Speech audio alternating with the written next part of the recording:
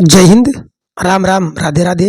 एक बार पुनः आप सभी लोगों का आपके अपनी YouTube channel new online Gurukul में बहुत बहुत स्वागत है। आज हम पुनः हाजिर हैं आप लोगों की सेवा में। हिंदी व्याकरण का जो टॉपिक चल रहा था, विराम चिन्ह, उसी की कड़ी में आज हम अगला विराम चिन्ह आप लोगों के साथ है, आप लोगों के साथ में डिस्कस करेंगे, मतलब समझाएंगे। इसके पहले हमने दो यानी अल्पविराम और अर्धविराम के बारे में बात किया था, बताया था। आज उसके आगे हम बात करेंगे और आप लोग पूरे वीडियो में पूरे जोश के साथ, पूरे लगन के साथ बने रहिए। आप लोगों को सब कुछ समझ में आने वाला है। देखिए भाई साहब, ये जितने भी मेरे भाई बहन इस वीडियो को देख रहे हैं, सबसे विनम्र निवेदन है कि आप लोग वीडियो को देखते हुए नोट बनाते हुए चलिए, क्योंकि जब कभी भी आपको मौका मिले तो उसको आप नोट के द्वारा भी रिवाइज कर सके। और ये विराम चिन्ह यूँ समझिए 1 से 2 नंबर का पक्का आपको रिपीटेड में, सुपर टेट में और सी टेट में आता है, एकदम फिक्स है। तो शुरू करते हैं। क्या है, 2 हो चुका था विराम के चिन्ह के प्रकार 2। अब तीसरा है पूर्ण विराम यानी फुल स्टॉप। ये रहा आपका, इस तरह एक खड़ी पाई बना दीजिए, बन जाता है पूर्ण विराम। अब पूर्ण विराम कहाँ प्रयोग होता है, ये देखिए। जहां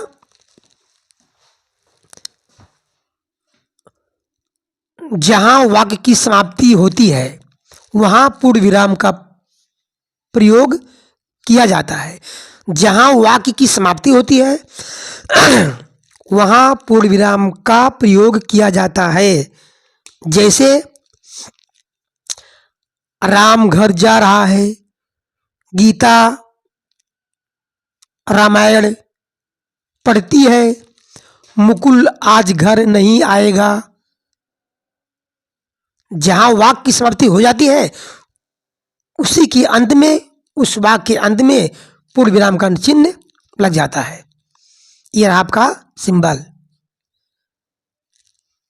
कुछ बच्चे हड़बड़ी में पेपर में गलत आंसर करके चले आते हैं, तो भाई बार बार रिवाइज करिए, बार बार देखिए, ताकि दिमाग में हर विराम चिन्ह का सिंबल आपके माइंड में सेट हो जाए। यही मेरी इच्छा है। आगे देखिए, उपविराम कॉलन, ये जो 2 बिंदी कर दीजिए ऊपर नीचे, ये हो जाता है उपविराम का सिंबल यानी चिन्ह। इसका प्रयोग कहाँ होता है, देखिए, जहां किसी बात को अलग करके दिखाया जाए, जहां किसी बात को अलग करके दिखाया जाए वहां उपविराम का प्रयोग किया जाता है। जैसे दीपों का पर्व दिवाली, ये 2 बातें हैं, मैंने बात एक ही है। दीपों का पर्व किसे कहते हैं, दीपावली को। मतलब यहाँ किसी बात को अलग करके दिखाया जा रहा है। दीपों का पर्व दीपावली, ये आपका राचिन्ह। जहां चिन्ह ये बना रहेगा उसी को आपको कंसंट्रेट होकर के ध्यान से देखना है और तुरंत ऑप्शन में से पहचान लेना है। ये रहा आपका उपविराम, इंग्लिश में कहते हैं कॉलन। आगे देखिए, प्रश्नवाचक चिन्ह, mark of interrogation, mark of interrogation, ये रहा मार्क ऑफ इंट्रोगेशन का सिंबल। ठीक, तो प्रश्न चिन्ह प्रश्न का बोध कराता है। ये जो प्रश्न चिन्ह है ये क्या कराता है, ये प्रश्न का बोध कराता है और इसका उपयोग यानी इसका प्रयोग वाक्य के अंत में किया जाता है। जैसे वह विद्यालय कब जाएगा, ये जैसे पूर्ण विराम का वाक्य अंत में प्रयोग होता है, उसी प्रकार से ये इस मार्क ऑफ इंट्रोगेशन यानी प्रश्नवाचक कहिए या प्रश्न सूचक कहिए, प्रश्न सूचक का भी वाक्य के अंत में प्रयोग किया जाता है। यह रहा आपका इसका सिंबल। ठीक, आगे देखिए, विस्मयादि सूचक चिन्ह या विस्मयादि बोधक चिन्ह, इसको कहते हैं इंग्लिश में mark of exclamation, mark of exclamation, विस्मयादि बोधक चिन्ह। इसका प्रयोग कहाँ होता है? आश्चर्य, हर्ष, शोक, घृणा आदि भावों को प्रकट करने के लिए विस्मयादि सूचक चिन्ह का प्रयोग किया जाता है। किसी वाक्य में आश्चर्य दिखाया गया हो, आश्चर्य प्रकट हो रहा हो, हर्ष, खुशी प्रकट हो रही हो, शाबाश, वेल डन। हर्ष, शोक, किसी वाक्य में शोक प्रकट हो रहा हो, शोक का भाव प्रकट हो रहा हो या घृणा प्रकट हो रहा हो, वहां क्या होता है? वहां विस्मयाद बोधक का चिन्ह प्रयोग किया जाता है। जैसे अरे तुम यही हो, तुम यही हो,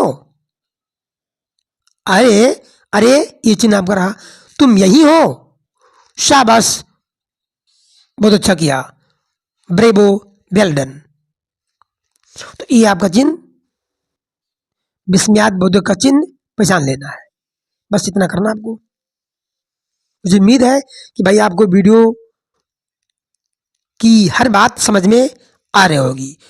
जो समझ में नहीं आता है उसको भाई कमेंट में जरूर पूछिएगा। और हाँ, यदि आपको अच्छा लग रहा है, यदि आपको ऐसा महसूस हो रहा है कि मुझे इस क्लास से कुछ भी हासिल हो रहा है, कुछ भी मिल रहा है, तो दोस्तों में अपने जरूर शेयर कीजिएगा।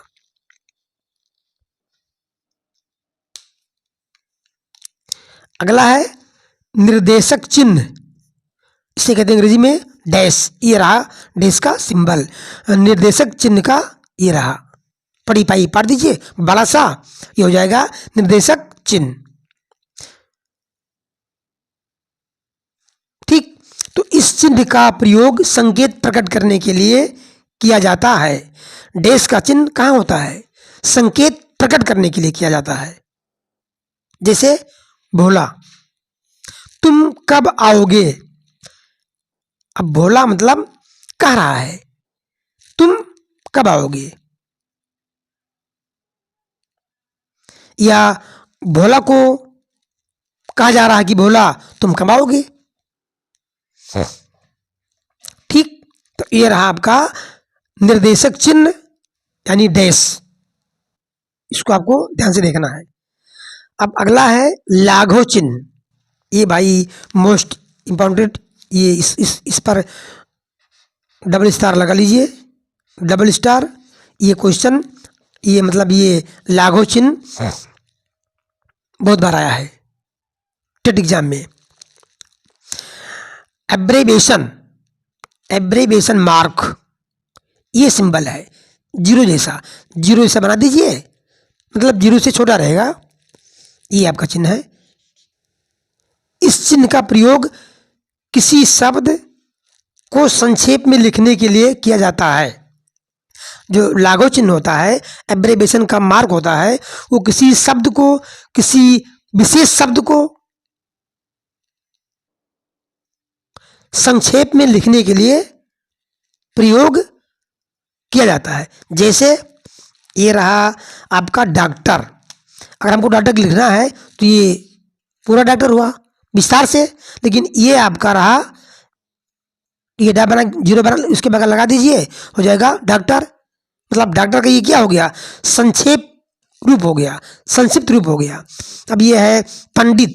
पंडित लिखना है तो पा की बिंदी ऊपर करके बगल जीरो कर दीजिए छोटा सा दाएं तरफ, ये हो जाएगा पंडित। ईस्वी को हम लोग शॉर्ट में ये लिखते हैं, बड़ी बना उसके बगल दाएं तरफ क्या कर दीजिए, छोटा सा जीरो। ये आपका रहा लाघव चिन्ह, एब्रेवेशन मार्क। अब जो कुछ बच गए हैं मोस्ट विराम चिन्ह, उसको हम नेक्स्ट वीडियो में कवर कर लेंगे। आप लोग इतना मुझे उम्मीद है कि समझ गए होंगे।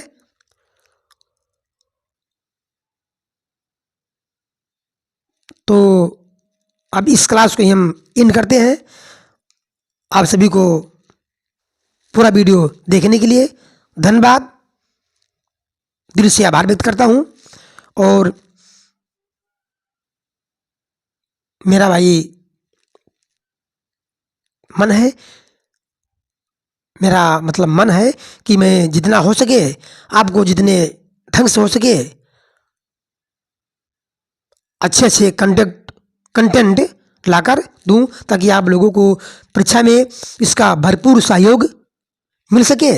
तो जय हिंद, राधे राधे, नमस्कार।